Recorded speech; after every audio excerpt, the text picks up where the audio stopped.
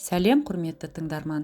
Қазақша контентті қолдап, арнама тіркеліп, лайк басып достарыңызбен бөлісе отырыңыздар. Рахмет. Жігіт қызды шын жүрегімен сүйіпті. Қыз да ұнатады екен. Бірте-бірте олардың ара қатынасы жақын тарта бастапты. Жігіт тұңғыш рет қыздың ернінен сүйгенде, дәл осы жігітпен ғұмыр бойы бірге болуым керек деп ойлапты қыз. Және еркелеп, мені қаншалықты сүйесің, қаншалықты сүйгенімді қалайсың? Мәңгі, тек қана мәңгі деп күлімсіреп. Жігіт қыздың маңдайынан иіскеп, мақұлдығын білдіріпті. Бойжеткен тағы бұртиып, жоқ сенбеймін, онда ажалым сенен жетсе де еш өкінбеймін.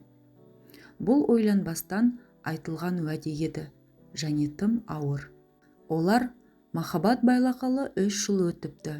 Бұл 3 жыл арасында шексіз іңкәрліктің, адал махаббаттың бақытына шомыпты, және бір-бірін ең алғаш кездескен сәттегідей сүйеді екен. Бірақ бұл жолы ғашықтардың басына келеңсіздіктер орнай бастады. Жігіт қыздан бірте-бірте алыстай бастапты.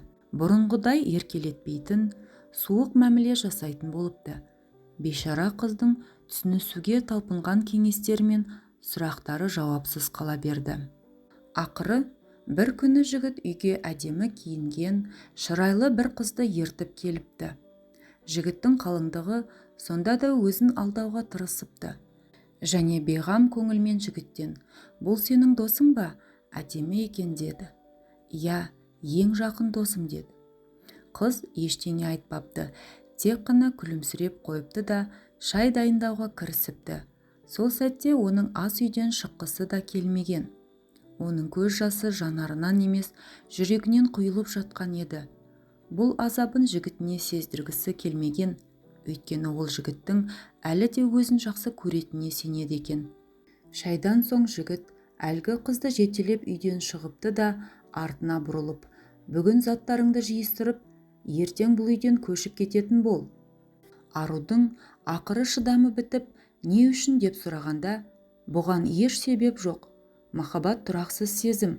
Мен сені сүйе алмайтын болдым. Жігіт солайша бойжеткенді қолтықтап жолына түсіпті. Байғұс қызға сөйлеуге де орай бермеген. Тұрған орында мүсіндей қатып қалған қыздың сәлден соң ақ көз жанарындағы мұз түйіршіктері ағыл-тегіл ери бастады. Осылайша бәрі аяқталды. Арада көп күндер өткен соң, ол жігітті жаңа қалыңдығымен бірге емханадан кездестіріп қалыпты. Қыз мұнда күн сайын жанын жегідей жеген уайым қайғыдан арылу үшін келеді. Ал жігіт ше, қыз оны әлі алаңдайтын еді. Сүйетін еді, амандығын тілейтін еді. Сол үшін де білдірмей соңынан ілесіп отырыпты. Бүгіннен бастап емханада бақылауда болуыңыз керек. Сізге алмастыруға лайықты жүрек табылғанға дейін. Егер тура келді жүрек табылмаса, онда сіздің өміріңізді сақтап қалу қолымыздан келмейді. Дәрігер кеңесінің сыртында тұрып, бұл сөздерді естіген қыз қатты азаптанған. Жігіті үшін тағы да жас төгілді. Үйге қайтып келген соң, ол тіпті қайғырды. Терезе алдында мелшиіп, аз кем тұрған соң, қолына қалам алып, хат жаза бастаған. Сосын жігітке телефон соғып, алло, телефон тұтқасын нәзік үнмен оның жаңа қалыңдығы алды. Мен онымен соңғы мәрте кездесейін деп ем.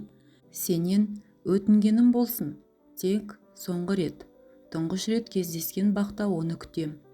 Оның бәрін естіген жігіт, олар алғаш рет кездескен, алғаш рет махаббат байлаған бақшаға келеді. Қызды ұзақ уақыт бойы сабырсыздана, алаң көңілмен күтеді. Бірақ қыз келмейді. Қас қария жігіт үмітін үзіп емханаға қайтыпты. Бірнеше күннен соң жігітке ота жасалды. Жүрек көшіру отасы қатерлі әрі ауыр еді. Жігіт қуанышы қойнына сыймай, осыдан аман қалсам, ең алғашқы жұмысым оған бәрін түсіндіру. Өзіңнің де көзің жетті, ол сені сүйеді, шексіз сүйеді, түсіне қабылдайтынына сенемін. Жүрек көшіру отасы сәтті аяқталыпты. Жігіт есін жиған соң қызға телефон шалды. Қабылдайтын адам жоқ. 1 рет, 2 рет, 3 рет ол тоқтаусыз телефон шалғанымен қоңыраулары жауапсыз қалды. Оны қатты ренжіттім, енді қайтып қарамайды маған деп қайғырыпты жігіт. Олай емес, мүмкін бір жұмысы шығып қалған шығар, телефонын ұмытқан шығар, үмітіңді үзбе, деді қасындағы бойжеткен. Сол сәтте дәрігер кіріп, саған жүрегін сыйлаған қыз бейне өз өлімін сезгендей ақ емханаға өсиет қағазын қалдырыпты. Ғажап, дейді таңданған бейнемен. Маған жүрегін сыйлаған адамды көруге бола ма? Олар мәйітханаға келді. Дәрігер басын шайқап, қарашы, бейне ұйықтап қалғандай-ақ. Тіпті қорқынышты да емес, күлімсіреп қана жан үзген. Жігіт қыз бетіндегі ақ жамылғыны сырып, оның жүзін көргенде қаққан қазықтай мелшиіп тұрып қалды. Қолындағы жамылғы жерге түскен сәтте жынданған кісідей еңіреп жылап жіберді. Оның өкінішпен, қасіретпен жылаған, айқайлаған дауысы бүкіл әлемді жаңғыртып жібергендей. Оның қасындағы қыз жаңа қалыңдық емес, жігіттің әпкесі еді. Тентек інінің сөзіне еріп, оны сынап көруге келіскен қыз дәл сол сәтте уақытты кері қайтаруға амалсыз еді. Мынау қасіреттен мелшиіп қалған ол, үнсіз ғана мәңгілік ұйқыдағы қыздың жүзіне қарауға дәрменсіз еді. Тек соңғы сәтте ғана қыз қолындағы жұмарлап ұстаған қағазға көзі түсті.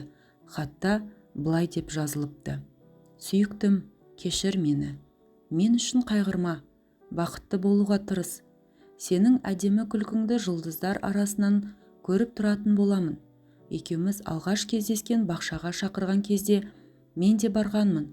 Ту сыртыңнан сені бақылап тұрдым, бірақ саған көрінгім келмеді. Тіпті қас қарайғанға дейін сені күзетумен болдым. Өйткені келбетіңді, тұлғаңды мәңгі есімде сақтағым келді. Мені сүймесең де өкінбеймін. Тек саған арналған, сен деп соққан жүрегім енді сенің кеудеңде тыныстайтын болады. Сонда ғана сенің кеудеңдегі орынды басқа ешкім иемдене алмайды. Себебі онда тек мен бармын. Тек мен ғана. Жүрегімді кеудеңе аманаттап қалдырдым. Оны енді жылата көрме. Сүйем сені.